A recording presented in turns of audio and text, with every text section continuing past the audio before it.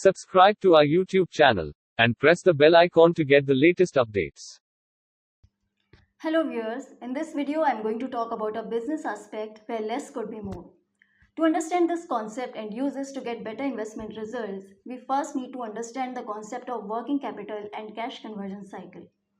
Working capital is part of the capital that is used to run the daily operations of the company. Depending on how well the business is managed, two companies can earn the same amount of sales in a year with different amounts of working capital. In an ideal scenario, the less amount you need in the working capital, the more operationally efficient the business is likely to be. Now, the operating efficiency of a business can be assessed through cash conversion cycle. It is the addition of inventory and receivable days less the days payable outstanding. As an investor, you should be looking for a lower number of days. Now, to understand the reasons, let us go through each of these components that go into the equation. The first is receivable days, which means how quickly you can convert sales into cash. That is, how fast you can collect cash for the products and services that you deliver.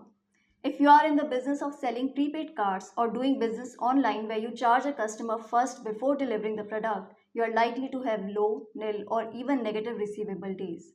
Now, in a different scenario, especially in B2B segment, the cash collection happens much after making the sales, stretching the receivable days. For example, auto ancillary companies with low bargaining power or bulk and commodity chemical companies. The second component of the cycle is inventory days. It measures how long the final product or raw material is in storage before you can sell it to the customer.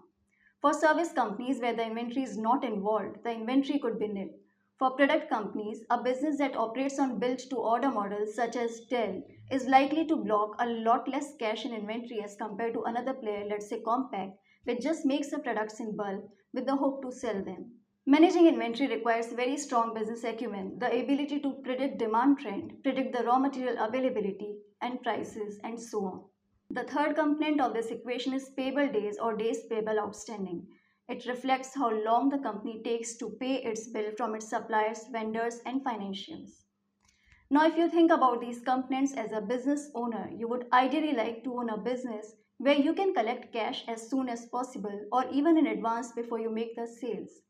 That is, you would prefer to own a business with lower receivable days. Similarly, you would not like to block too much cash in buying the raw material, but just enough to meet the demand. Also, once the product is ready, you would want to sell it as fast as possible. In other words, you would want a business with low inventory days. And while it is not a good idea to keep your suppliers waiting, as long as you can ensure business continuity with them, it would be best for you to pay them later rather than sooner. Now, why would your suppliers wait to get paid? Well, it could be because you're a big client for them and you enjoy a huge bargaining power. And because they have the confidence that your business is growing and even though with a delay, they will eventually get their money. However, if you're keeping your bills pending because you don't have enough liquidity or cash to meet these obligations, you are likely to be in trouble soon. Now, from an investment perspective, to put things simplistically, for two companies that are earning the same revenue, a company with low receivable days and low inventory days, and with better bargaining ability with its suppliers, that is, higher payable days, is likely to be run much more efficiently and is likely to be a better investment bet. That's because such a business will not need to borrow money for its day to day operation and will save on the interest cost. Also, in crisis times such as COVID, it can avert a crisis for a longer period as it will enjoy more liquidity as compared to its counterpart. However, just like any other quantitative parameter, it needs to be used with some wisdom. For instance, airline companies which sell tickets and collect cash well before passenger takes the flight could be working on very low receivable days. However, it is an industry which is highly competitive and often requires huge upfront investment and debt in the business. Another example where you should be cautious of falling for low receivable days is multiplexes and hotels where the business economics could be shaky.